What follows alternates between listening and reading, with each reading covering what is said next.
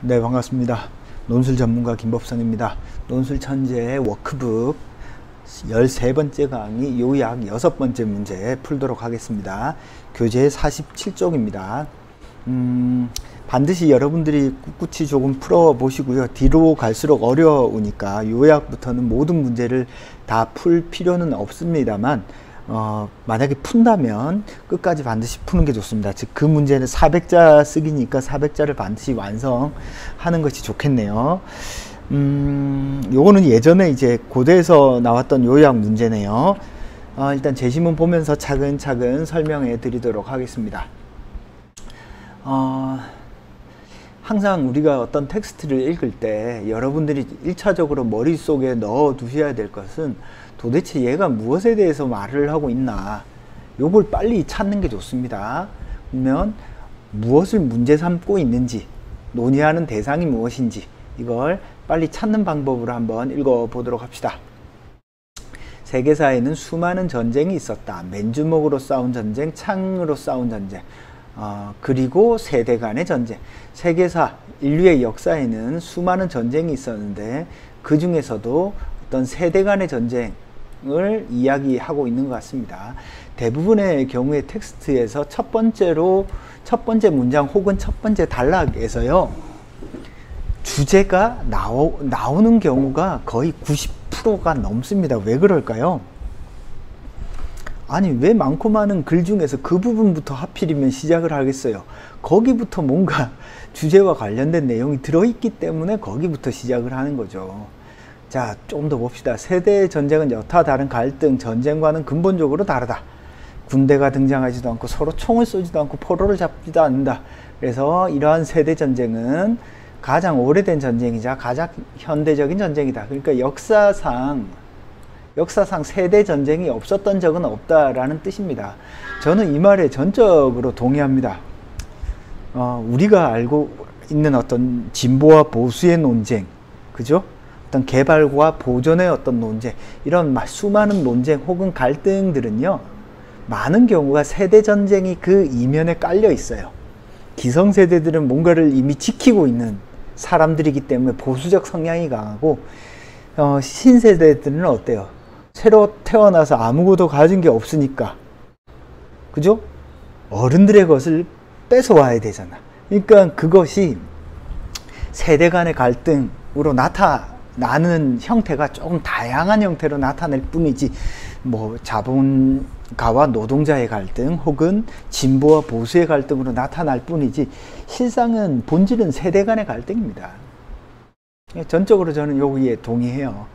심리전은 노인들에게 자신의 아름다움에 대한 믿음, 자신의 오감과 이성에 대한 믿음을 앗아감으로써 인간의 자아의식을 무너뜨린다. 그래서 이런 세대 간의 갈등이 어떤 형태로 나타나 있는지를 이야기하고 있네요. 그죠? 그래서 이러한 세대 전쟁의 배후에는 뭐가 숨어 있어요? 경제적 갈등이 숨어 있다.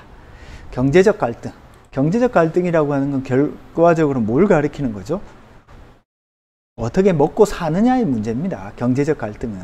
경제라고 하는 것은 우리 인간이 먹고 살기 위해서 행하는 모든 활동들은 경제 활동이라고 볼 수 있습니다. 자, 그래서 그러나 19세기 말 연금보험이 도입되면서 연령 피라미드가 유지되어 세대 간 협약이 제 기능을 다하는 동안 세대 전쟁의 야비한 본질은 잊혀졌다. 원래 세대 전쟁이 이렇게 꿋꿋하게 버티고 있었는데, 연금보험, 즉 나이가 들어도 먹고 살 수 있도록 보험을 주는 거야. 그러니까 노인 세대와 젊은 세대들이 조화롭게 살 수 있었던 어떤 계기가 되었던 거죠. 그러나 오늘날 세대 갈등은 지금 다시금 심각한 문제로 대두되고 있다. 왜 그렇죠? 노인을 위한 어떤 노인 부양을 위한 사회적 부담이 크게 증가하기 때문입니다. 노인 인구가 급증하고 사회경제적 환경이 급변함에 따라, 그죠? 노인 인구가 급증을 하고 사회적 환경이 급증함에 따라, 예를 들어 의료보험비라든지 뭐 이런 게 함에 따라 점점 사회적 부담이 급증하고 있네요. 그래서 효 사상을 바탕으로 노인에 대한 공경을 공동체 안에서 실현해온 한국의 경우에도 최근에는 세대 갈등이 사회적 문제가 되고 있다. 자, 앞부분에는 전지구적인 차원의 이야기, 어떤 보편적인 이야기를 하고 있다면 뒷부분에서는 한국의 사례를 이야기하고 있습니다. 한국에서도 이러한 똑같은 어떤 문제가 발생하고 있네요. 어떤 문제죠? 노인 인구가 증가하는 반면에 출산율이 저하되어서 고령화가 지금 심각하게 진행되고 있는 어떤 상황에서 경제활동 인구는 감소합니다. 즉, 돈을 버는 사람들은 점점 줄어들고 있고요. 그죠? 퇴직 이후의 삶에 대한 어떤 지출 비용이 증가하면서 사회복지 시스템을 둘러싼 세대 간의 갈등은 여전히 고조되고 있다. 그래서 한국 사회는 지금 어떤 상황인지 전 세계적인 상황과 한국적인 상황을 이야기하고 있습니다. 자, 그 다음에 좀 마지막 단락 보겠습니다. 중장년층 이하 세대의 연금 부담이 커지면서 이미 보이지 않는 세대 간의 전쟁은 시작되었다. 그래서 세대 간의 전쟁이 표면적으로 이제 나타난다라는 겁니다. 그죠? 충분히 생산성이 있는 노인을 힘없고 인지 능력이 떨어지는 사람으로 취급해 퇴직시키는 현상이 이제는 노인 세대에 대한 젊은 세대의 부담을 가중시키고 있다. 이제 어때요? 노인들도 열심히 일을 할 수 있는데도 퇴직을 시키니까 오히려 또 젊은 세대에는 더 부담되죠. 그죠? 조만간 세대 전쟁이 몰고 올 문제는 생명을 위협하는 전염병처럼 매일매일 뉴스거리가 될 것이다. 그래서 결국에는 지금 이 글은 뭘 얘기하나요? 이런 세대 간의 갈등은 점점 갈수록 심화될 거야 를 이야기하고 있는 글이네요. 자, 그럼 이 글이 논의하고 있는 대상은 뭐죠? 세대 간의 갈등입니다. 여기 한번 써볼까요? 조금 옮겨서 여기다 한번 씁시다. 이 글이 논의하고 있는 대상은 세대 갈등입니다. 그죠?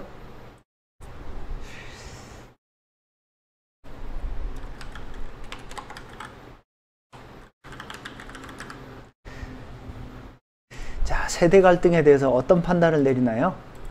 세대 갈등은 갈수록 심화될 것이다. 왜 갈수록 심화되죠? 이 세대 갈등을 이 글은 어떤 관점, 기준에서 보고 있나요? 세대 갈등을 어떤 경제적 차원에서 보고 있습니다. 경제적인 어떤 차원에서 보면 세대 갈등이라고 하는 것은 갈수록 심화될 수밖에 없다. 자, 그래서 전체적으로 조금 줄여서 한번 볼까요? 이번에는 제가 이제 실제로 학생들한테 글을 쓰게 할 때 이렇게 많이 합니다. 이 글이 논의하는 건 세대 갈등이죠. 세대 갈등은 어떻게 되고 있어요? 갈수록 심화될 거야 를 이야기하고 있는 게 이 글의 지금 첫 번째 포인트네요. 그죠? 세대 갈등은 갈수록 심화될 거야 라고 하면서 첫 번째, 두 번째 단락, 세 번째 단락까지가 뭘 얘기하고 있나요? 세대 갈등이 뭐냐? 모든 갈등의 배후에 담겨 있는 어떤 근원적인 갈등. 그래서 가장 오래된 전쟁이자 가장 현대적인 어떤 전쟁을 세대 갈등이라고 규정하고 있죠. 그래서 세대 갈등은 가장 오래된 전쟁이자 가장 현대적인 전쟁으로서 오늘날까지 여전히 유지되고 있는 전쟁의 양상이다, 모습이다. 이런 세대 갈등의 배후에는 경제적 갈등이 숨어 있는데 이런 식으로 어때요? 차근차근 순서대로 논의를 하면 되겠습니다. 그죠? 세대 갈등에 대한 정의. 이거를 조금 크게 할까요? 여기 가장 큰 뼈대니까.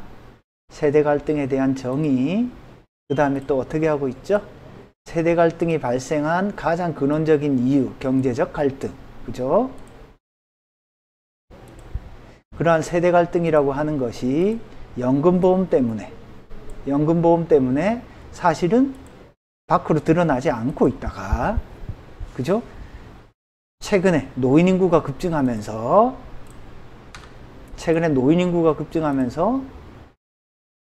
여전히 세대 갈등이 지금 심각해지고 있는 상황이다. 특히 한국의 경우에도 이 세대 갈등이 점점 심각해지고 있는 상황으로 나타나는데 그 이유는 어디에 있나요? 노인 인구가 증가하는데 반면에 출산율은 점점 감소되기 때문에 그렇다. 그래서 세대 갈등은 앞으로 점점 이렇게 노인들이 증가함에 따라 경제활동 인구가 감소하고 퇴직 이후에 노인들이 증가함에 따라 점점 심각하게 될 것이다 라고 하는 게 글의 전체적인 어떤 논리적 흐름입니다. 그죠? 그래서 어떤 글을 쓰는 과정에서 여러분들이 그 글의 구조를 제가 방금 한 것처럼 이렇게 화살표로 정리정돈을 하세요.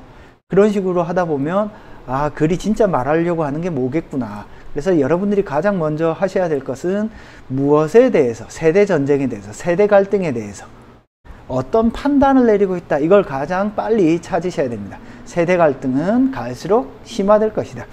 경제적 측면에서 보면, 그죠?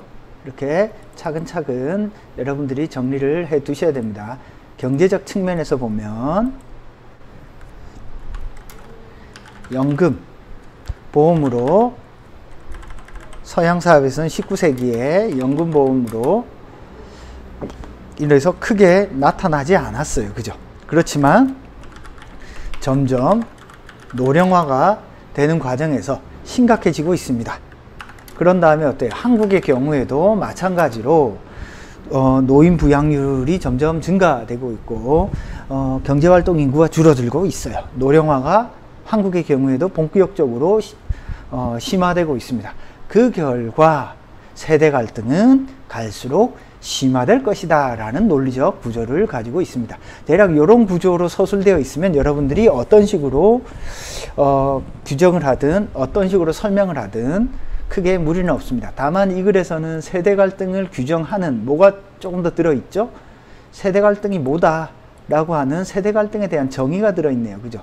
세대 갈등은 뭐라고 이야기하고 있나요? 가장 오래된 전쟁이면서 동시에 가장 현대적인 전쟁이다 라고 이야기하고 있고, 모든 갈등, 모든 전쟁의 배경에는 세대 갈등이 밑에 깔려 있다라고 하는 것을 전제로 깔아두고 이러한 세대 갈등이 갈수록 심화될 거야. 이 배후에는 경제가 깔려 있는데 경제적 측면에서 보면 다만 19세기에는 인구 피라미드를 잘 유지시켜 줄 수 있는 연금보험에 따라서 세대 갈등이 표면적으로 드러나지 않았다면 20세기 넘어오면서 노령화 현상이 점점 심화되고 있고 한국도 예외가 아니다. 따라서 전지구적으로 세대 간의 갈등은 증가될 것이다. 이런 형태로 요약한다면 크게 무리가 없겠습니다. 자, 설명은 여기까지 하고요. 요약에 관한 어떤 예시답은 제가 따로 정리를 해서 홈페이지에 올려놓도록 하겠습니다. 일단 제 생각은 강의를 다 끝나고 난 다음에 조금 정리를 할 생각이에요. 자, 궁금한 사항은 논법.com으로 질문을 하시고요. 1661-5243으로 전화 주시면 되겠습니다. 자, 오늘 13강 요약 6번째 문제 설명했습니다. 감사합니다.